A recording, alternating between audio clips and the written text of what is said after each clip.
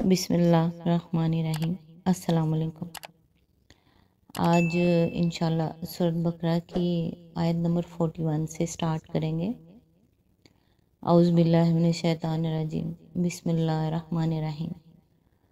और मैंने जो किताब भेजी है इस पर ईमान लाओ, ये इस किताब की तायीद में है जो तुम्हारे पास पहले से मौजूद थी, लिहाजा सबसे पहले तुम ही इसके मुनकिर ना बन जाओ। थोड़ी कीमत पर मेरी आयत को ना बेच डालो और मेरे गज़ब से बचो। इसकी तफसीर है, थोड़ी कीमत से मुराद वो दुनियावी फ़ायदे हैं जिनकी खातिर ये लोग अल्लाह के अहकाम और इसकी हदायत को रद्द कर रहे थे। हक फरोशी के मुआवजे में ख्वाह इंसान दुनिया भर की दौलत ले ले, बहरहाल वो थोड़ी कीमत ही है, क्योंकि हक यकीनन इससे ग्रां तर चीज़ है। आयत नंबर 42। बातिल का रंग चढ़ाकर हक को मुश्तबा ना बनाओ और ना जानते बूझते हक को छुपाने की कोशिश करो। तफसीर है, इस आयत को समझने के लिए ये बात पेश नज़र रहनी चाहिए कि अहले अरब बिलअमूम नाख्वानदा लोग थे और इनके मुकाबले में यहूदियों के अंदर वैसे भी तालीम का चर्चा ज़्यादा था और इनफरादी तौर पर इनमें ऐसे ऐसे जलील कदर आलिम पाए जाते थे जिनकी शोहरत अरब के बाहर तक पहुंची हुई थी। इस वजह से अरबों पर यहूदियों का रोब बहुत ज़्यादा था। फिर इनके उलमा और मशाइख ने अपने मजहबी दरबारों की ज़ाहरी शान जमा कर और अपनी झाड़ फूंक और तावीज़ गंडों का कारोबार चलाकर इस रोब को और भी ज़्यादा गहरा और वसी कर दिया था। खुसूसियत के साथ अहले मदीना इनसे बेहद मरूब थे, क्योंकि इनके आसपास बड़े बड़े यहूदी कबाइल आबाद थे। रात दिन इनसे मेल जोल था और इस मेल जोल में वो इनसे इसी तरह शिद्दत के साथ मुतासिर थे जिस तरह एक अनपढ़ आबादी ज़्यादा तालीम याफ्ता, ज़्यादा अक्लमंद और ज़्यादा नुमायाँ मजहबी तशख़्ख़ुस रखने वाले हमसायों से मुतासिर हुआ करती है।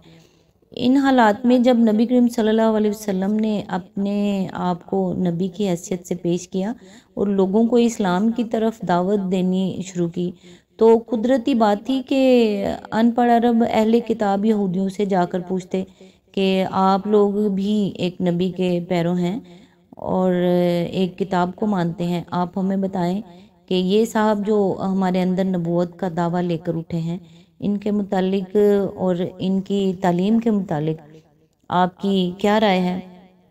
चुनांचे ये सवाल मक्के के लोगों ने भी यहूदियों से बारहा किया और जब नबी करीम सल्लल्लाहु अलैहि वसल्लम मदीने तशरीफ़ लाए तो यहाँ भी बकसरत लोग यहूदी उलमा के पास जा जाकर यही बात पूछते थे, मगर इन उलमा ने कभी लोगों को सही बात ना बताई। इनके लिए ये कहना तो मुश्किल था कि वो तौहीद जो मोहम्मद सल्लल्लाहु अलैहि वसल्लम पेश कर रहे हैं गलत है, या अंबिया और कुतुब आसमानी और मलाइका और आखरत के बारे में जो कुछ आप कह रहे हैं इसमें कोई गलती है, या वो इखलाकी असूल जिनकी आप तालीम दे रहे हैं इनमें से कोई चीज़ गलत है। लेकिन वो साफ साफ इस हकीकत का एतराफ़ करने के लिए भी तैयार न थे कि जो कुछ आप सल्लल्लाहु अलैहि वसल्लम पेश कर रहे हैं वो सही है, और वो ना सच्चाई की खुली खुली तरदीद कर सकते थे, ना सीधी तरह इसको सच्चाई मान लेने पर आमादा थे। इन दोनों रास्तों के दरमियान उन्होंने तरीका ये इख्तियार किया था कि हर साइल के दिल में नबी करीम सल्लल्लाहु अलैहि वसल्लम के ख़िलाफ़, आप सल्लल्लाहु अलैहि वसल्लम की जमात के ख़िलाफ़ और आप सल्लल्लाहु अलैहि वसल्लम के मिशन के ख़िलाफ़ कोई ना कोई वसवसा डालते थे। कोई इल्ज़ाम आप सल्लल्लाहु अलैहि वसल्लम पर चस्पा कर देते थे, कोई ऐसा शोशा छोड़ देते थे जिससे लोग शकूक व शुबहात में पड़ जाएं और तरह तरह की उलझन में डालने वाले सवालात छेड़ देते थे ताकि लोग इनमें खुद भी उलझें और नबी करीम सल्लल्लाहु अलैहि वसल्लम और आप सल्लल्लाहु अलैहि वसल्लम के पैरों को भी उलझाने की कोशिश करें। इनका यही रवैया था जिसकी बिना पर इनसे फरमाया जा रहा है कि حق پر باطل کے پردے نہ ڈالو، اپنے جھوٹے پروپیگنڈے اور شریرانہ شبہات و اعتراضات سے حق کو دبانے اور چھپانے کی کوشش نہ کرو، اور حق و باطل کو غلط ملت کر کے دنیا کو دھوکہ نہ دو۔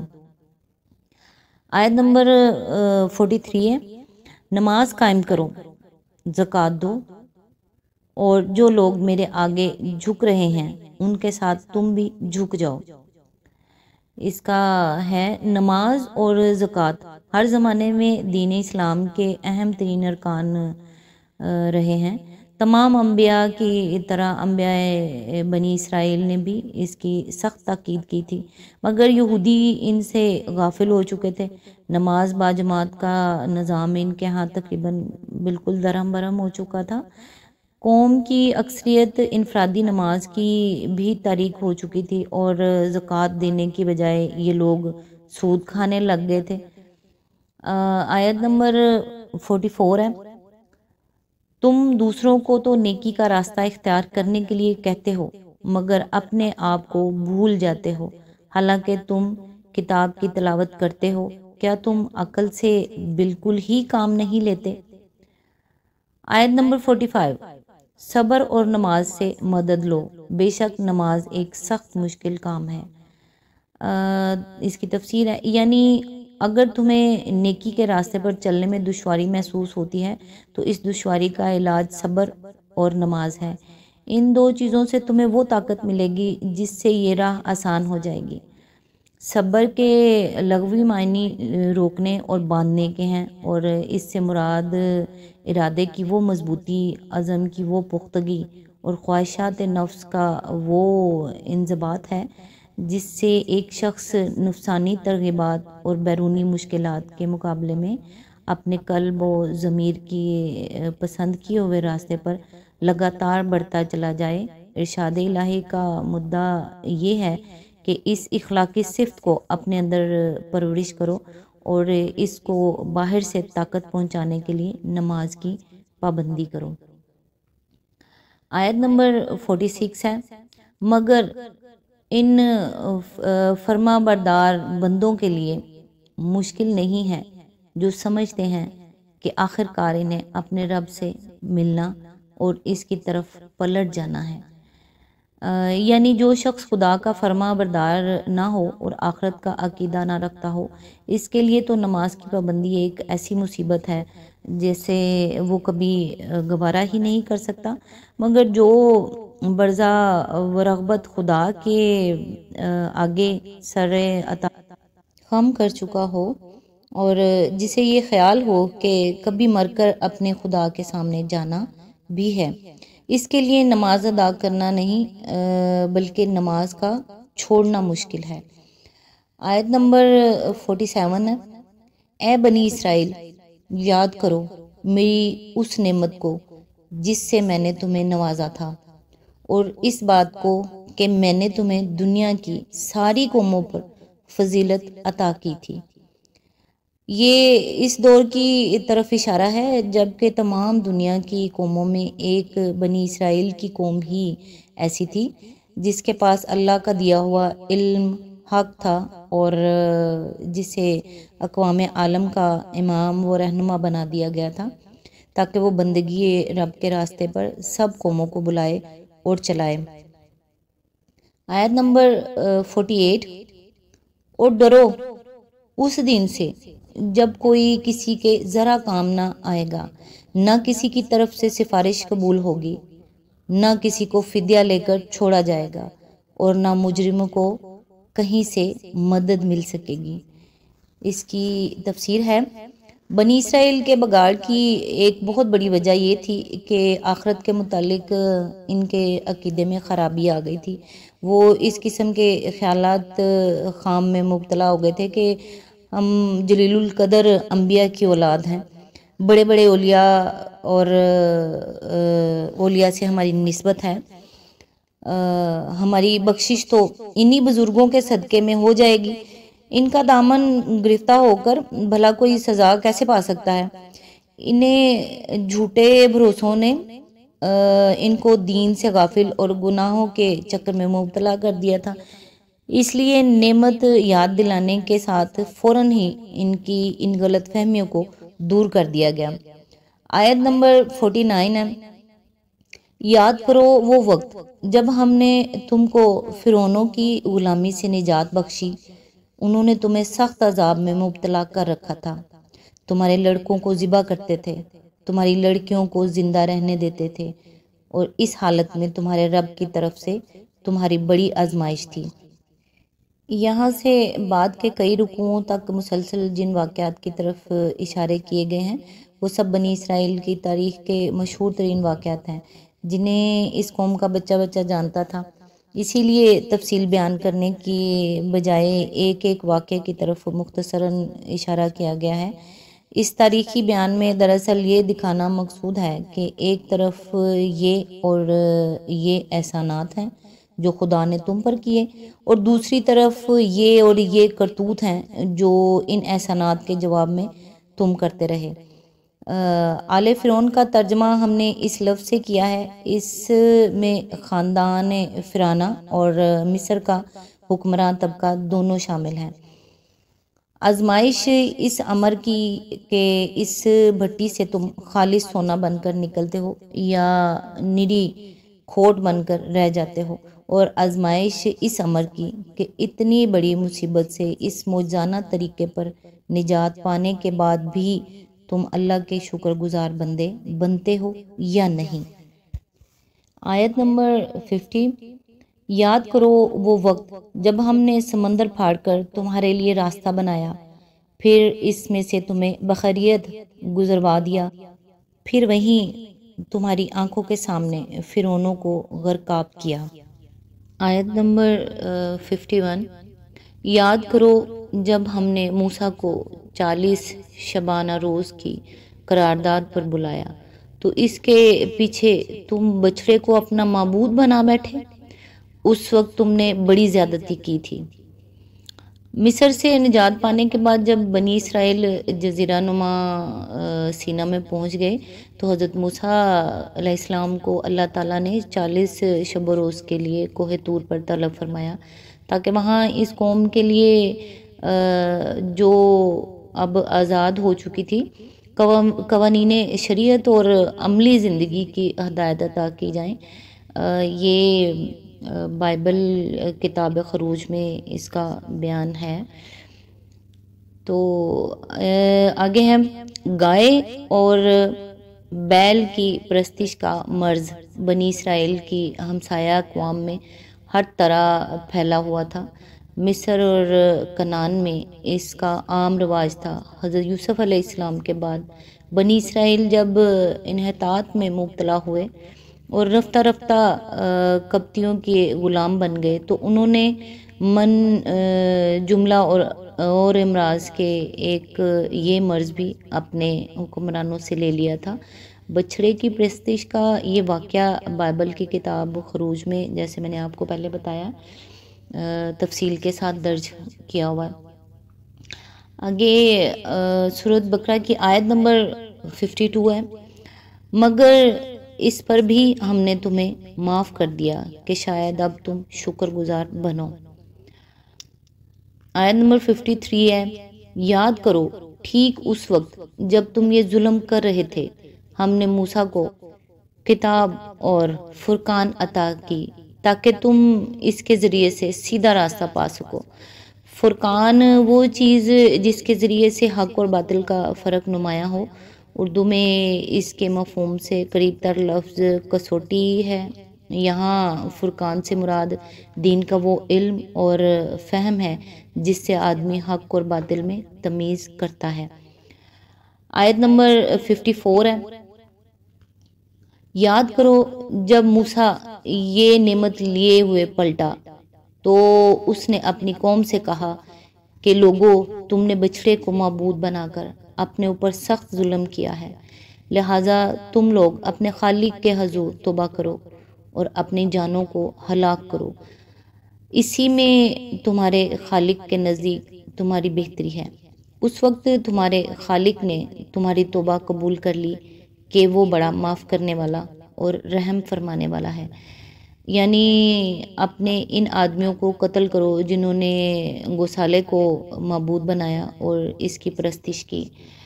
آیت نمبر 55، یاد کرو جب تم نے موسیٰ سے کہا تھا کہ ہم تمہارے کہنے کا ہرگز یقین نہ کریں گے جب تک کہ اپنی آنکھوں سے اعلانیہ خدا کو تم سے کلام کرتا نہ دیکھ لیں۔ اس وقت تمہارے دیکھتے دیکھتے ایک زبردست ساکے نے تم کو آ لیا۔ آیت نمبر 56، تم بے جان ہو کر گر چکے تھے مگر پھر ہم نے تم کو جلا اٹھایا، شاید کہ اس احسان کے بعد تم شکر گزار بن جاؤ۔ اس کی تفسیر ہے، یہ اشارہ جس واقعے کی طرف ہے اس کی تفصیل یہ ہے کہ 40 شبانہ روز کے قرارداد پر جب حضرت موسیٰ علیہ السلام کوہ طور پر تشریف لے گئے تھے تو آپ کو حکم ہوا تھا کہ اپنے ساتھ بنی اسرائیل کے 70 نمائندے بھی لے کر آئیں۔ پھر جب اللہ تعالیٰ نے موسیٰ علیہ السلام کو کتاب اور فرقان عطا کی تو آپ نے اسے ان نمائندوں کے سامنے پیش کیا۔ اس موقع پر قرآن کہتا ہے کہ ان میں سے بعض شریر کہنے لگے کہ ہم محض تمہارے بیان پر کیسے مان لیں کہ خدا تم سے ہم کلام ہوا ہے۔ اس پر اللہ تعالیٰ کا غضب نازل ہوا اور انہی سزا دی گئی، لیکن بائبل کہتی ہے کہ انہوں نے اسرائیل کے خدا کو دیکھا، اس کے پاؤں کے نیچے نیلم کے پتھر کا چبوترا تھا جو آسمان کے مانند شفاف تھا، اور اس نے بنی اسرائیل کے شرفا پر اپنا ہاتھ نہ بڑھایا، سو انہوں نے خدا کو دیکھا اور کھایا اور پیا۔ یہ خروج باب میں ہے۔ لطف یہ ہے کہ اسی کتاب میں آگے چل کر لکھا ہے کہ جب حضرت موسیٰ نے خدا سے عرض کیا کہ مجھے اپنا جلال دکھا دے تو اس نے فرمایا کہ تو مجھے نہیں دیکھ سکتا۔ دیکھو یہ بھی خروج باب میں لکھا ہوا ہے۔ تو آیت نمبر 57 پہ ہم آتے ہیں۔ آیت نمبر 57، ہم نے تم پر اکابر کا سایہ کیا، من و سلوہ کی غذا تمہارے لیے فراہم کی، اور تم سے کہا کہ جو پاک چیزیں ہم نے تمہیں بخشی ہیں انہیں کھاؤ، مگر تمہارے اسلاف نے جو کچھ کیا وہ ہم پر ظلم نہ تھا بلکہ انہوں نے آپ اپنے ہی اوپر ظلم کیا۔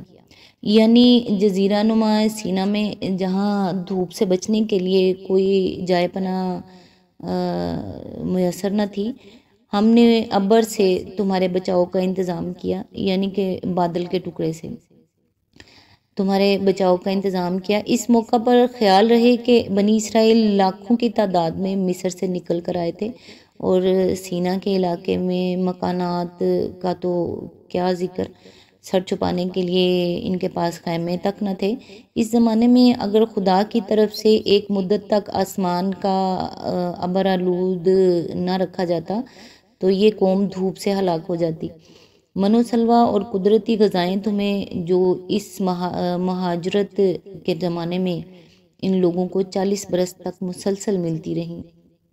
من دھنیے کے بیج جیسی ایک چیز تھی جو اوس کی طرح گرتی اور زمین پر جم جاتی تھی، اور سلوہ بٹیرے کی قسم کے پرندے تھے۔ خدا کے فضل سے ان کی اتنی کثرت تھی کہ ایک پوری کی پوری قوم محض انہی غذاؤں پر زندگی بسر کرتی رہی اور اسے فاقہ کشی کی مصیبت نہ اٹھانی پڑی۔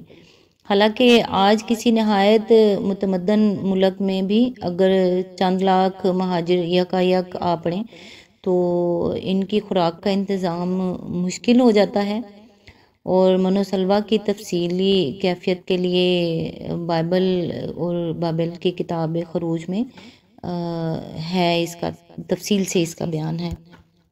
آیت نمبر 58، پھر یاد کرو جب ہم نے کہا تھا کہ یہ بستی جو تمہارے سامنے ہے اس میں داخل ہو جاؤ، اس کی پیداوار جس طرح چاہو مزے سے کھاؤ، مگر بستی کے دروازے میں سجدہ ریز ہوتے ہوئے داخل ہونا اور کہتے جانا حتتن حتتن، ہم تمہاری خطاؤں سے درگزر کریں گے اور نیکوکاروں کو مزید فضل و کرم سے نوازیں گے۔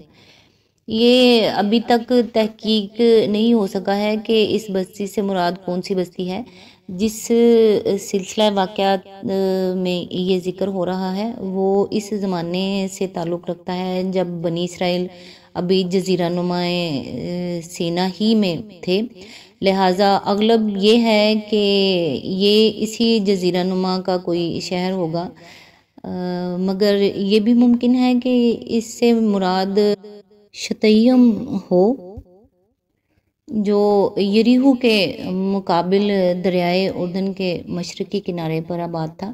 بائبل کا بیان ہے کہ اس شہر کو بنی اسرائیل نے حضرت موسیٰ علیہ السلام کی زندگی کے آخر زمانے میں فتح کیا اور وہاں بڑی بدکاریاں کیں، جن کے نتیجے میں خدا نے ان پر وبا بھیجی اور 24,000 آدمی ہلاک کر دیے۔ یعنی حکم یہ تھا کہ جابر و ظالم فاتحوں کی طرح اکڑتے ہوئے نہ گھسنا، بلکہ خدا ترسوں کی طرح منکسرانہ شان سے داخل ہونا، جیسے حضرت محمد صلی اللہ علیہ وآلہ وسلم فتح مکہ کے موقع پر مکہ میں داخل ہوئے۔ اور حطت ان کے دو مطلب ہو سکتے ہیں، ایک یہ کہ خدا سے اپنی خطاؤں کی معافی مانگتے ہوئے جانا، دوسرے یہ کہ لوٹ مار اور قتل عام کی بجائے بستی کے باشندوں میں درگزر اور عام معافی کا اعلان کرتے ہوئے جانا۔